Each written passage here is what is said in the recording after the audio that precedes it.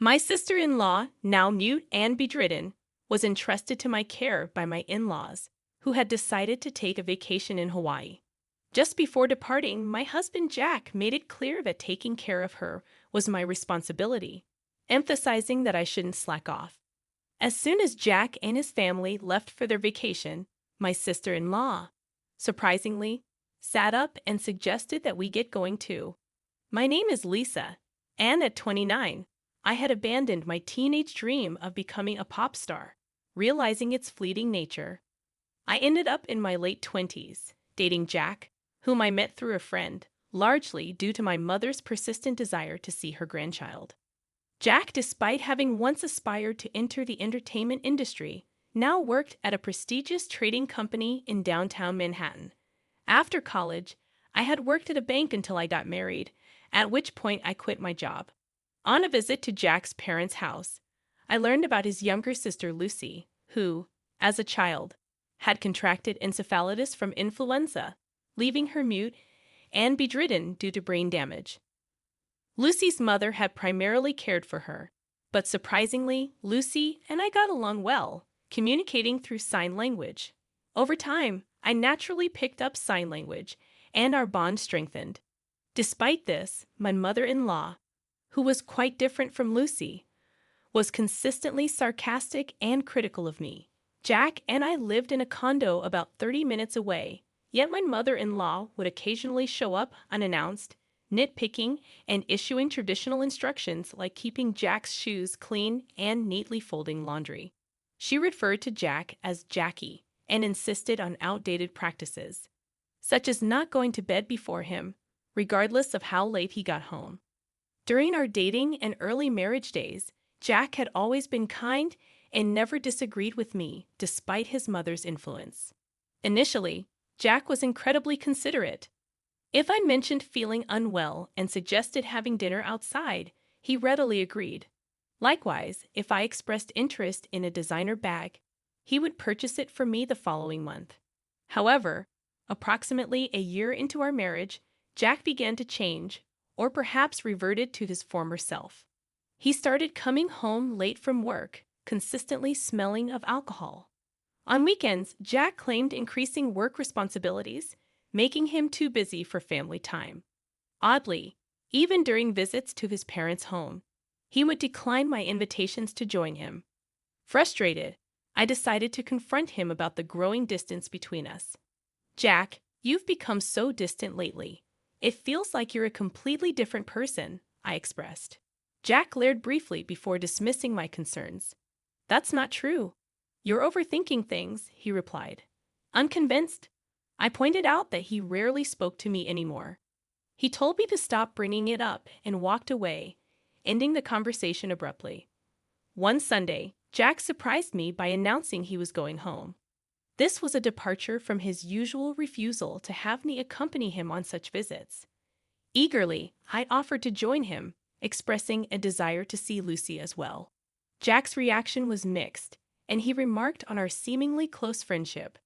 Despite his subtle grimace, I drove us to Jack's family home in Nebraska. Along the way, we stopped at a bakery to buy pastries as a gift. Jack's mother, who typically frowned at my presence, lit up upon receiving the pastries. When we arrived, she greeted us with a frown, as if displeased to see me. Undeterred, I handed her the pastries, and her expression changed like a child receiving a cherished toy. Curious about Jack's father, I inquired about him, learning he was out at a meeting. Jack's mother asked if I needed something, to which I replied that I didn't, just having something on my mind. He replied, I hadn't heard anything about this from Jack. What's going on? Did you have something to tell your father? I asked. Jack retorted, It's none of your business. What do you mean? We're a married couple, aren't we? Can you just stop nagging? His mother chimed in, Exactly. If Jack doesn't want to tell you something, you shouldn't be prying. Recognizing the futility of arguing, I chose not to respond. Just then, Jack's sister appeared. Oh, Jack, you're here, she said. Jack seized the opportunity, saying, Sis, perfect timing. I have something to discuss. She inquired. What is it?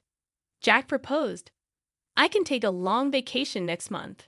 I was thinking about a family trip to Hawaii. How about you, sis? She replied, I'll pass. I don't have a passport. I was taken aback. Jack, usually busy with work, was suggesting a trip to Hawaii. Concerned, I asked, Jack, is everything all right with your job? His mother seemed displeased with my involvement and said, You shouldn't meddle with decisions Jack has made. You're really nosy, aren't you? Jack's mother then revealed the real reason for the meeting. I was to take care of Lucy during their vacation. Though momentarily surprised, I realized staying with Lucy was more appealing than going to Hawaii with my mother-in-law. I agreed to take care of Lucy, but I questioned why they had to bring me all the way there for such a discussion. Jack explained he expected resistance and wanted his mother to convince me forcefully if needed. Dumbfounded, I left the room to go to Lucy's room. Lucy was delighted to see me and asked how I'd been. When I explained Jack asked me to come along to their parents' house, Lucy remarked on Jack's change in behavior. Lucy suggested I stay over, and we had a great time chatting. An hour later, Jack came to get me, and we headed home. Lucy gave me a slight wink, hinting at a shocking truth and an even more shocking plan. A month later, on the day of the Hawaii trip, Jack and I went to his parents' house. Despite not going to Hawaii, I brought luggage to stay with Lucy for a week. As departure neared, the family insisted that taking care of Lucy was my job, and my mother-in-law added, Please get along well with Lucy. It's better for you to stay here, isn't it? If anything happens to Lucy, it's all your fault. Unfazed, I returned to Lucy's room. At that moment, Lucy sprang up energetically and called out, Come on, let's get going. This echoed a recent conversation where Lucy revealed she could walk and converse, a secret she had kept since last year. I suppose, why have you been hiding this from the rest of the family? Lucy began sharing an unexpected tale, saying, Actually, my father and mother are both remarried. I'm my dad's child from his previous marriage, and my sister and brother are from my mom's side. Surprised by this revelation, and considering the usual coldness from my mother-in-law towards Lucy, I couldn't help but think, I thought so. Is that so? Lucy confirmed, Yeah, my mom despises me. And I didn't want to talk to her, so I pretended that I couldn't. Curious about her father's knowledge, I asked, And your father? Lucy explained, Dad knows everything. He's always on my side. Understanding the situation, I said, I see. That's why, regarding this trip to Hawaii, I'm thinking we should go too. Perplexed, I asked, what do you mean? Lucy explained, I mean I'm planning to go to Hawaii on the same day with you. We'll even stay at the same resort. Her proposal caught me completely off guard, and I responded, What? I'd be thrilled to go to Hawaii with you, Lucy. But do you even have a passport? Confidently, Lucy revealed, Of course. I secretly got my passport last month. And don't worry about the expenses. My dad is covering our plane tickets and the resort, including yours. Excited about the unexpected turn of events, I said. I see. I'm really looking forward to this. That's how we ended up at the airport, Lucy and I, arriving in Hawaii early in the morning. My father-in-law, who had been supportive, was there to see us off. Expressing gratitude, I said, Thank you, father-in-law.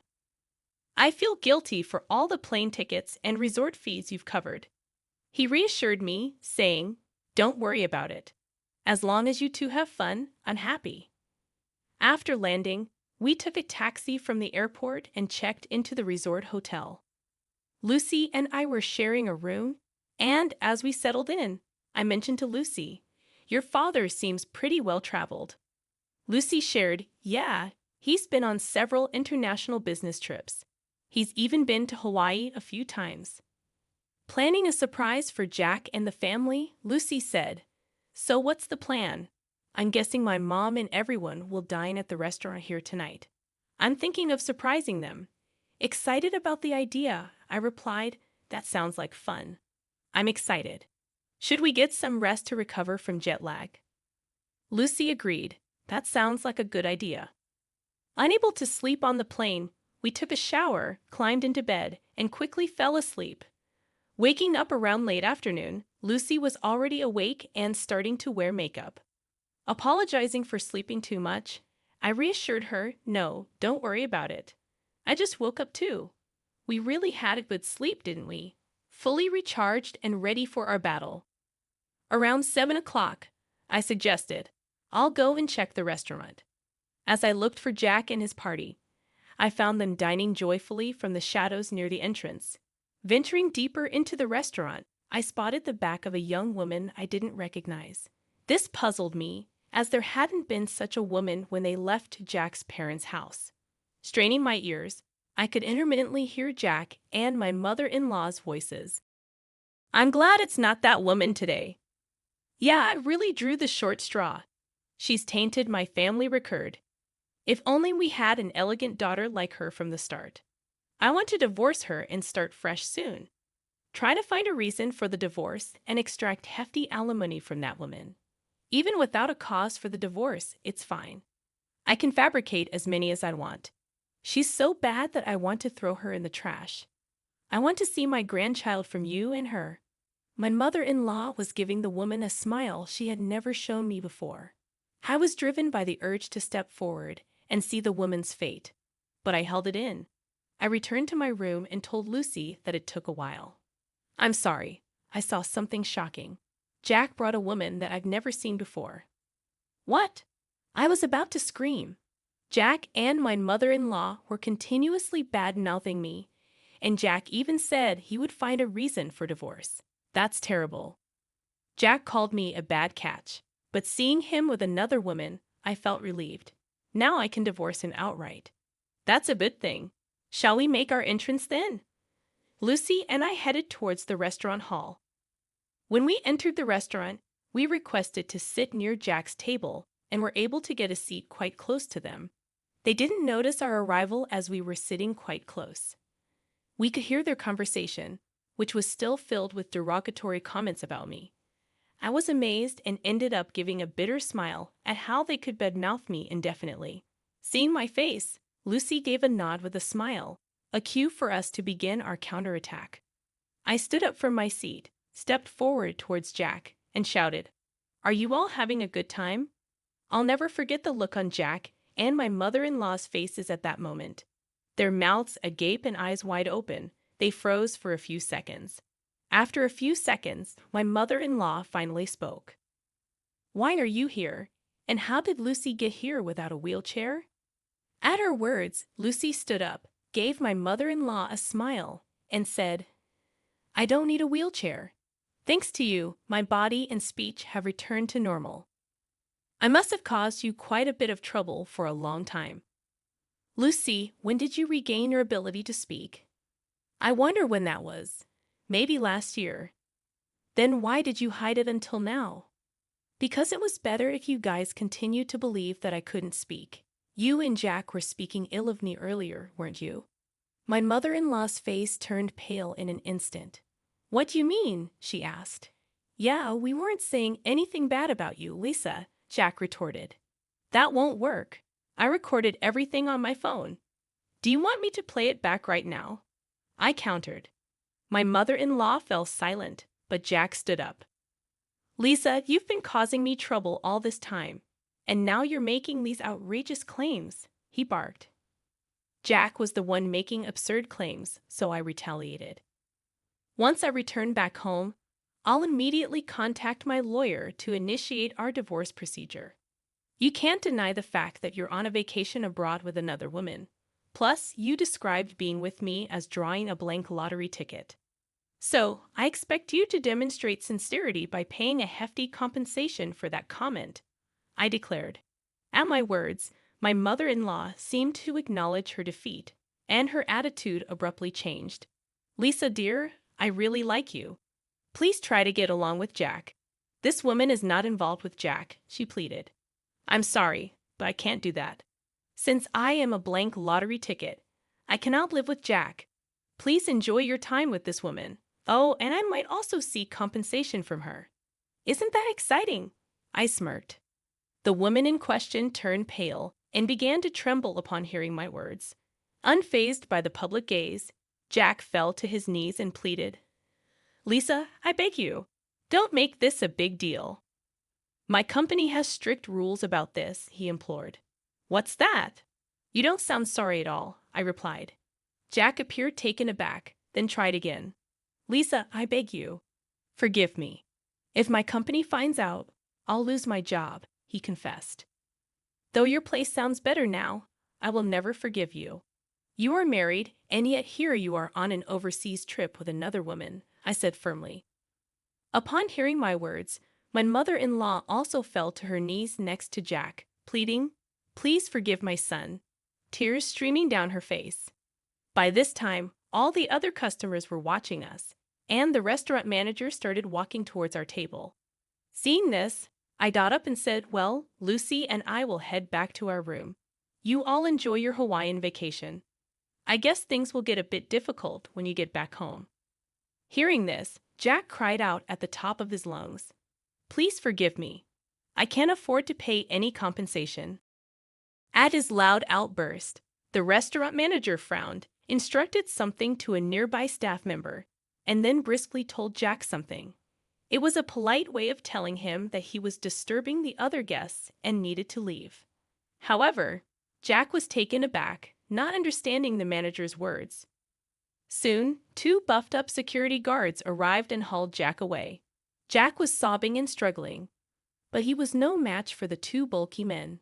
My mother-in-law and the woman were dumbfounded, unable to utter a word, while Lucy and I were also surprised by the turn of events. I thought Jack got what he deserved.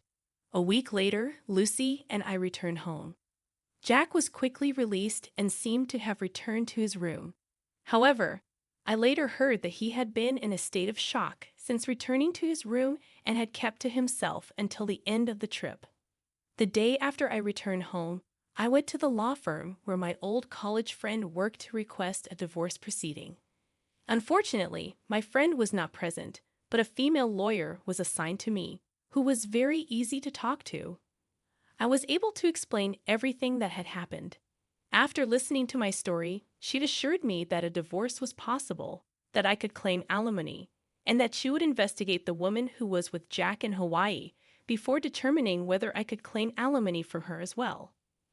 A month later, the female lawyer contacted me and informed me that it had been proved that Jack had been dating the other woman for about 6 months.